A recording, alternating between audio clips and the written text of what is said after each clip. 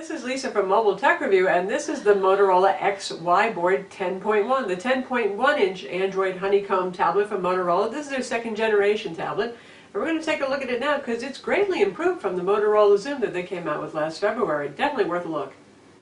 So this is the Motorola Droid XYBoard 10.1. Kind of a weird name, yeah, but 10.1 means it's a 10.1-inch tablet. There's also a XYBoard 8.2, which has an 8.2-inch display. There's a big difference, though, between the two, besides the size difference, and that's that the 10.1 works with an active digitizer pen that's included, and the 8.2 doesn't.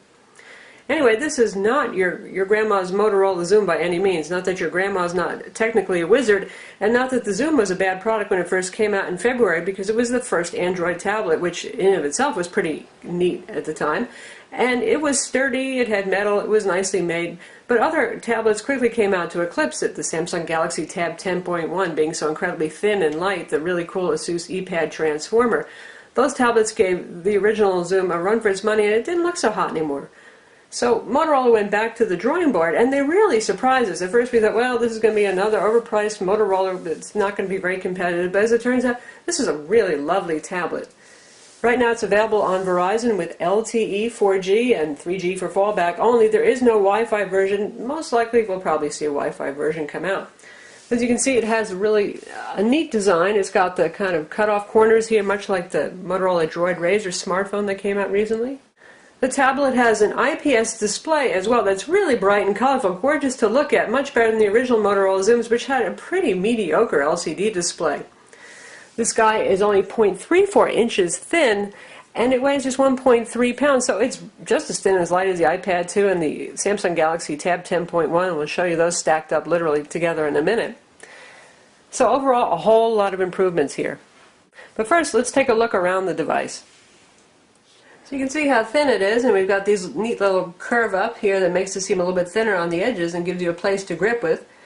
We've got the micro USB port here for copying files and for charging. The charger does plug in here. It doesn't use a proprietary barrel connector anymore, and it also supports slow charging over USB. Now we mean slow charging when we say slow charging. It's not going to charge it up in 3 hours or something like that, but better than nothing. You've got your micro HDMI port right here for output to HD TV and monitors. And under this door is where your LTE micro SIM goes. That's that little white guy right there. Now you can see where there could be space for a micro SD card slot. Sorry, there isn't one. There's no expandable storage on this.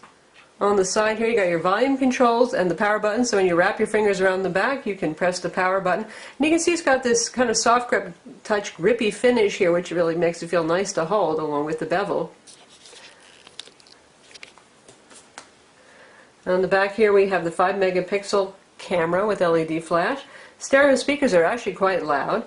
That's a nice metal back here. Good quality feel, kind of one-up Samsung who likes to use plastics, and it follows in the tradition of the Motorola Zoom, which also had metal under a soft touch finish.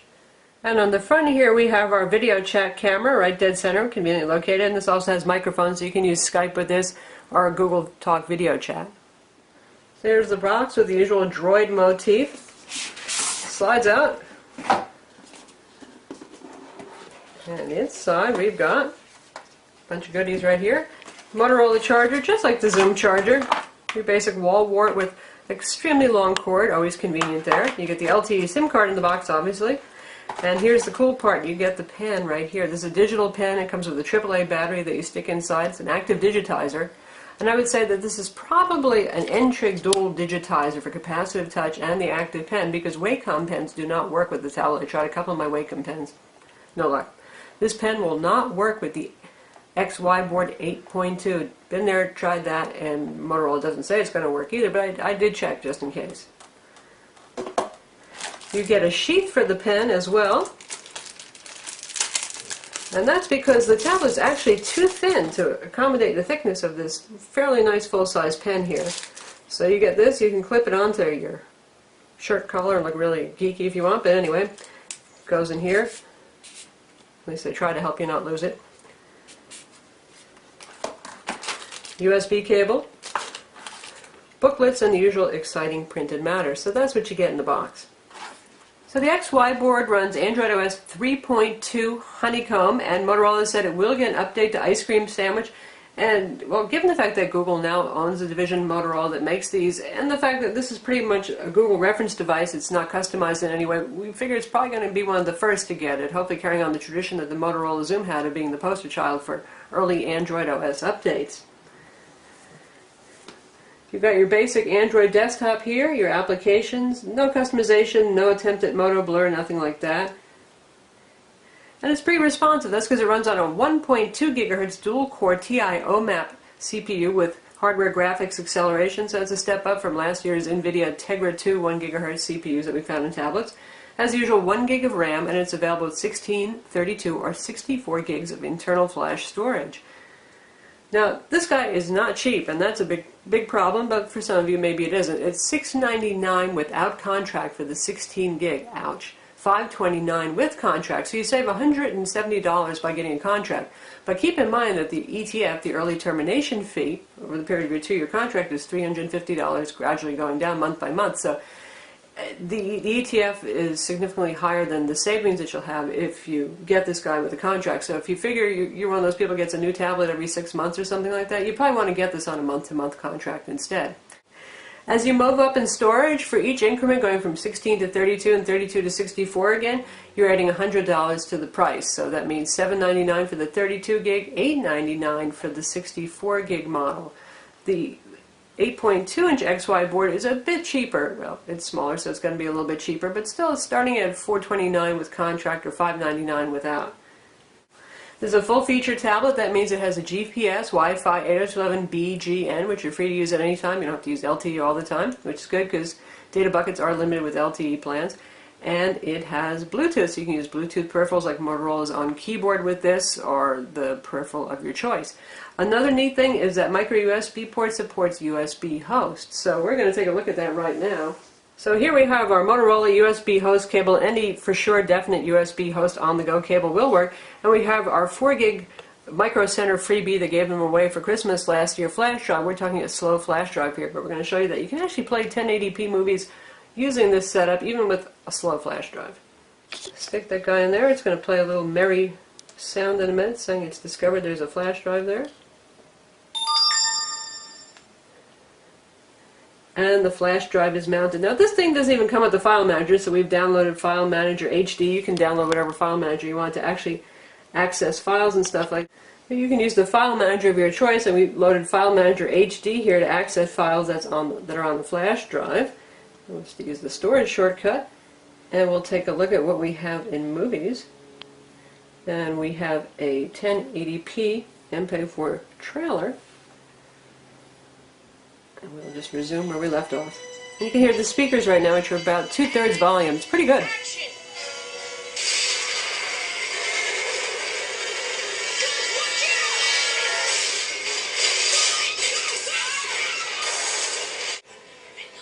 Now we've got our video playing absolutely perfectly off of that flash drive. And you can hear the speakers. They're at about 2/3 volume. Pretty good speakers.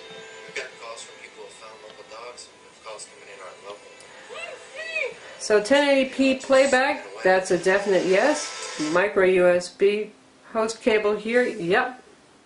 So while we're exploring USB host, how about USB keyboards? Now personally, I would use a Bluetooth keyboard if I could, but we have this compact USB keyboard right here with our USB host cable attached. And I know people have asked before about where you get one of these. Sorry, Fry's sold them about 5 years ago for 20 bucks. They don't sell them anymore. It's not made anymore. Cool keyboard though.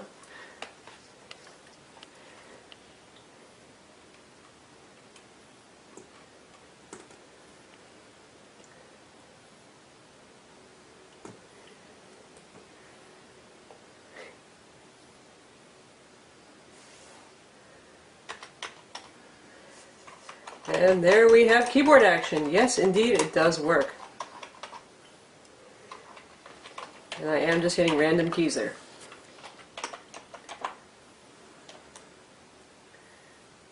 And we have done a Google search for gibberish. It works. How about external USB hard drives? This is a unpowered USB Western Digital My Passport 500 gig hard drive formatted NTFS. Let's see if this works. So we plugged in the hard drive. It made the little happy sound that says you plugged something in, but it says that the file system is not supported, so there is no NTFS. We are really talking vanilla Android here, so no NTFS support with this. FAT32, yes, it is a go. Now we've changed from the usual grayscale ominous Droid wallpaper to something a little bit more colorful here, oddly not completely focused since it's a landscape scene here, but you can see how really bright and colorful this display is. This is just lovely, lovely stuff here. Again, it's IPS, so you have pretty much 180-degree viewing angles on it as well. And we'll check out how gallery looks with some photos. You can see how nice it is and how quickly it performs.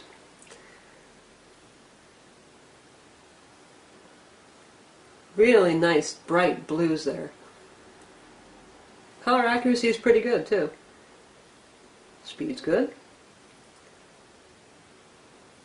No problem. 1.2 gigahertz at your service.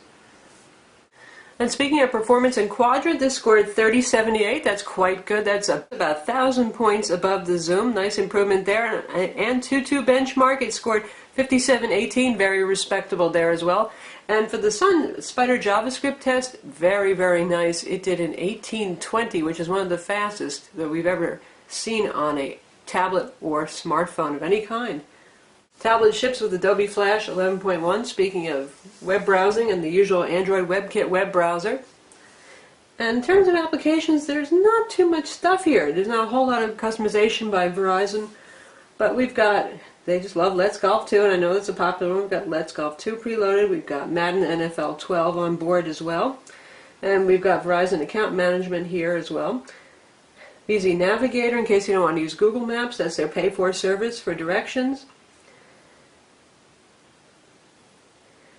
Blockbuster's preloaded, Amazon Kindle's preloaded, and so is Netflix. Netflix, of course, is everybody's darling since it works on Android now, so it's appearing just about every tablet. In terms of what Motorola gives you, they always have that business bent, so you get a couple apps that are good for business. We've got a Citrix client, we've got Fuse Meeting, we've even got their Polycom application right here. And we've got MotoCast, which is really neat. It's the successor to the ZoomoCast, and this gives you remote access to your files on Mac or Windows desktops. So I'll take a look at MotoCast right now, and I have that set up on my MacBook Air. There's no need to copy movies onto your tablet anymore, even if you're traveling, particularly. Convenient, but... So there we go. We're streaming this again using LTE, connecting to a MacBook Air in another section of the building. Really, I could be in a different state. And that's what makes this pretty neat. And even if you're just still sitting in the house somewhere, you don't want to drag this over to your computer to load something when you're sitting on the couch, you don't have to. And you can access files as well. So if you've got MS Office files or what have you, there's all the folders that I'm sharing right now, all available to me, and I can open up documents and all that kind of good stuff. So MotoCast, definitely very, very cool. And Motorola also has something called the Moto Pack, and this is, some of this is free stuff, some of this is stuff that they're trying to sell you right here. Like we've got a game, we've got their HD streaming concerts on demand, CNN application, Merriam-Webster, things that they suggest you give a try. Flickster, must have. If you say install, it's going to complete through the Android market, so you're still working with the Android market here. Data speeds on Verizon's LTE network, as always, super duper rocking. Like I said, we only have 2 bars right now, but we're going to do a test and see how it fares. I think it'll probably do pretty well.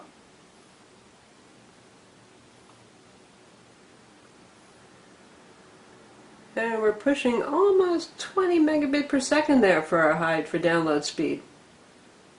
And this, because it's a tablet, can have a very large antenna, so reception is very strong. This does much better than my Motorola Droid Bionic for holding on to LTE. That waffles in and out of LTE, but this holds on to it rock solid. And obviously get good data transfer rates. So there we go, we got 19.7 megabit down and not so impressive 1.6 up. So definitely good times for data. In terms of web browsing, this is your standard Android experience, once again, complete with Adobe Flash. And there's our Sun Spider JavaScript test. We ran that a couple of times, and actually the fastest speed you can see right here, 1752. Wow, Very good.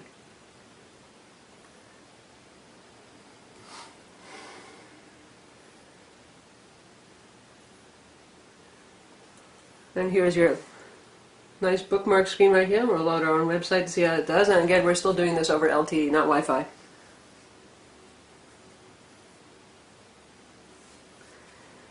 Loads well. Beautiful, beautiful screen. Zooming is responsive, no problem there. And we'll check out a flash video in the browser. Of course, this has the mobile YouTube browser, which is actually very high quality too, and a pretty sophisticated presentation on Android tablets. The Samsung Galaxy Note here.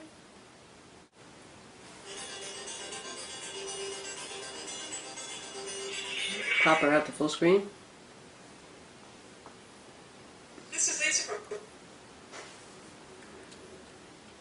Lisa from Mobile Tech Review, and this is the Samsung Galaxy Note. This is a 5.3 looking really, really excellent. Smartphone. Good performance. It has the best specs you can find on a smartphone, including some impressive things like a Wacom dual digitizer you can use. So yes, we have Adobe Flash. It's still here for now. Now let's talk a little bit about what sets this apart from most but not all tablets. Very few tablets support this kind of pen here, an active digitizer pen. The Lenovo ThinkPad Android tablet does, the HTC Jetstream, which is every bit as expensive as this guy does, among 10-inch tablets. That's pretty much what you're looking at right now. So this is a new entrant. And one thing I want to say is that Motorola actually didn't add a whole lot of apps that take advantage of this pen, and I think that's because they're waiting for Ice Cream Sandwich, which adds some serious pen support. I really can't wait till this gets Ice Cream Sandwich to see what happens then. But they do preload Evernote and its companion buddy Sketch.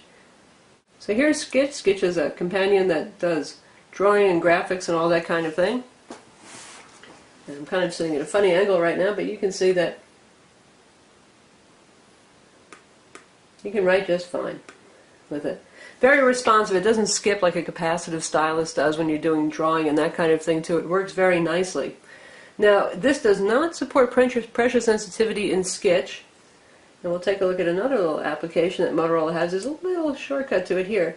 It's a little notes application. You have shortcuts to get right into Evernote right there. Oop, when are we ready? Floating notes right here. And there's a little tutorial that tells you how to use floating notes. And floating notes is indeed floating notes. So you can just bring this up at any time. You've got a brush, eraser, text, stuff like that.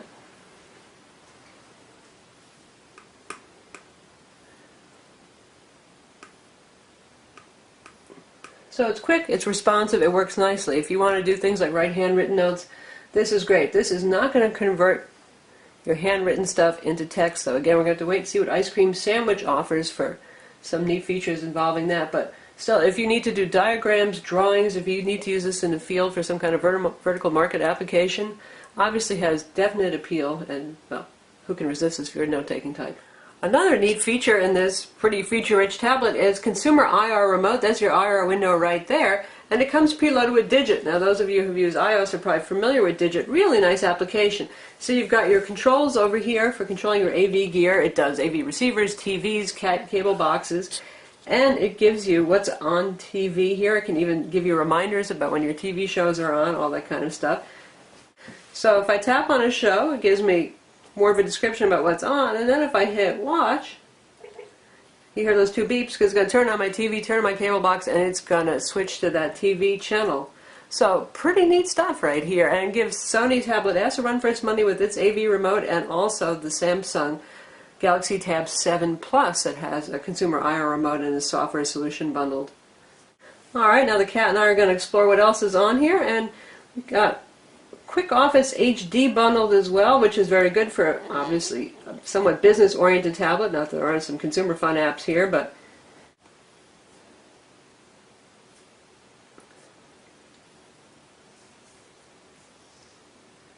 here we've got Quick Office HD, Word, Excel, PowerPoint type stuff, cloud access right here, local file access if I want to create something new. Word, Excel, PowerPoint, just pick a Word document, and there you have it. You can type away, you can use a Bluetooth keyboard, you can use a USB keyboard, and you've got controls here for undo, redo, inserting pictures, all that kind of stuff. So if you're taken care of nicely for office solution. So here we are on Netflix right now, their usual very pretty presentation, and we're going to stream a movie over LTE in a minute. One thing I want to talk about is the LTE data plans. If you go with a month-to-month contract, you can get 2 gig plans, 4 gig plans, and likewise you can do the same thing with contract plans as well. And if you go over, they just bill you by the gig that you go over. Let's see, stream Star Trek.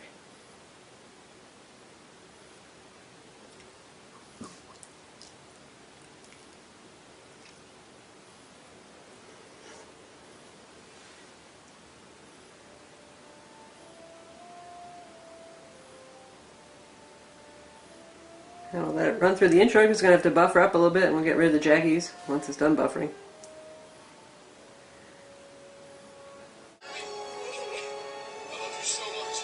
And here we are. We fast forward into the movie. Looks just great. And the speakers are pretty good too.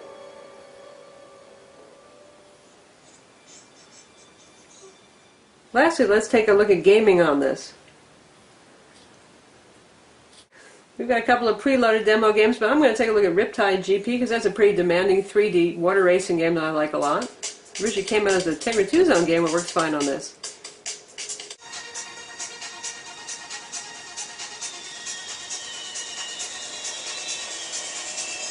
Plays very fast and really smooth.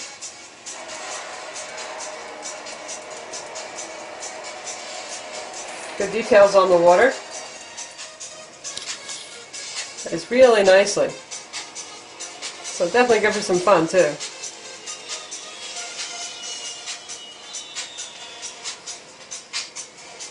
So that's the Motorola Droid XYBoard 10.1. It's available now at Verizon Wireless stores. Starts at $529 for the 16 gig with the contract, and otherwise it's $699 without. Has LTE, 4G, and 3G, and 1.2 gigahertz dual-core TI CPUs. Gig of RAM, Wi-Fi, Bluetooth, GPS, all those goodies. IPS display, really sharp and lovely. Thin and light tablet. Yes, it's expensive, but I have to say that Motorola has really done a good job. This holds its own very nicely against the similarly priced Samsung Galaxy Tab 10.1, also available on Verizon with LTE. I'm Lisa from Mobile Tech Review. Visit our website for the full written review of the Droid XYBoard, and don't forget to subscribe to our YouTube channel.